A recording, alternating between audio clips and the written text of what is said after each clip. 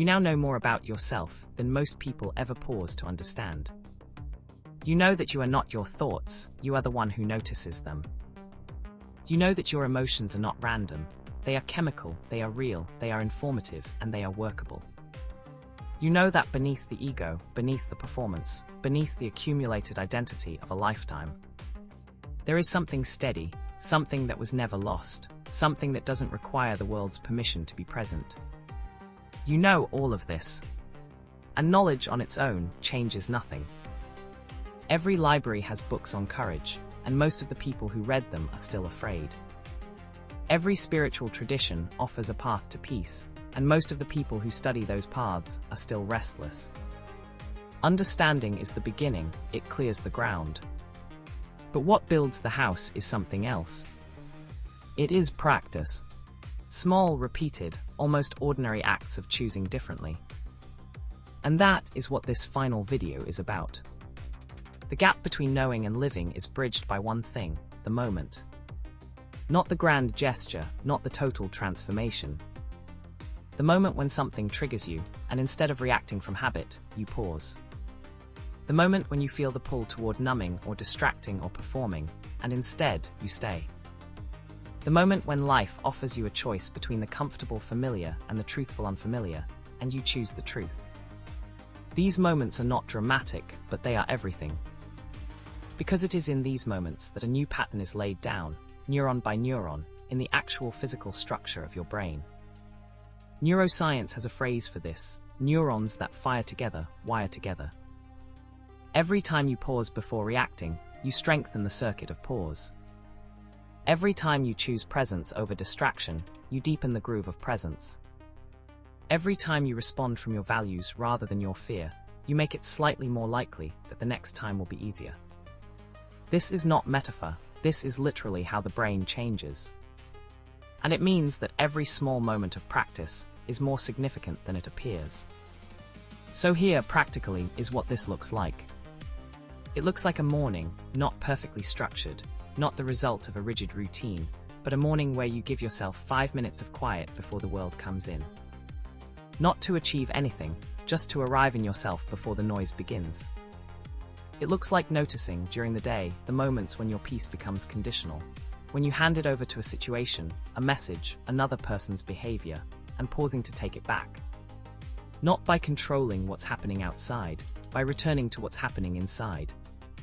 It looks like movement, whatever form works for your body and your life, because your brain's chemistry does not restore itself in stillness alone. It needs the body to move, the heart rate to rise, the physical fact of aliveness to remind the nervous system that it is safe.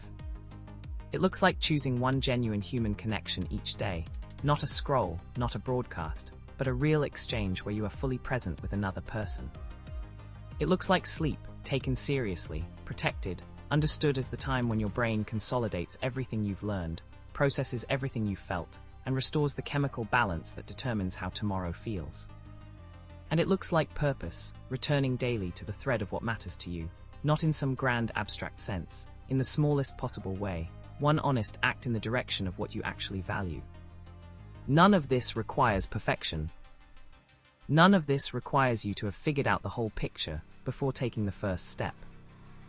The practice doesn't demand that you be ready. It only asks that you begin. There is a quality to a life lived this way, from the inside out, from the real self rather than the performed one, from genuine values rather than approval seeking, that is difficult to describe to someone who hasn't tasted it. But you already know it, you have felt it. In moments of real connection, in the flow of work that genuinely matters to you, in the rare quiet morning when the noise is low and something in you settles. In the aftermath of real grief, when the loss has moved through you fully and left behind a tenderness and an openness you didn't expect. In the moments when you stopped performing and simply were. And found, to your surprise, that it was enough. That is not an accident. That is the system working the way it was designed. You, all of you, brain and body and the awareness behind them both, designed to be here fully. Designed not just to survive your life, but to inhabit it. This series set out to offer one thing. A clearer understanding of the forces that move through you and the practices that allow you to move with them. The force, the mind, the ego, the true self, purpose, calm, the chemistry of feeling, and now the living of it all. These are not separate subjects. They are one subject. You, in your full, complex, capable, occasionally confused, fundamentally whole self. Keep watching, keep practicing. Come back to these videos when the noise rises again. And remember that every single time you choose presence over distraction, truth over performance, depth over surface, you are not just changing your mood. You are changing your brain. You are changing your life. And through your life, in ways you may never fully see, you are changing the lives of everyone around you. That is not a small thing. That is everything. Thank you for being here. Subscribe, share what shifted, and we'll see you in the next chapter.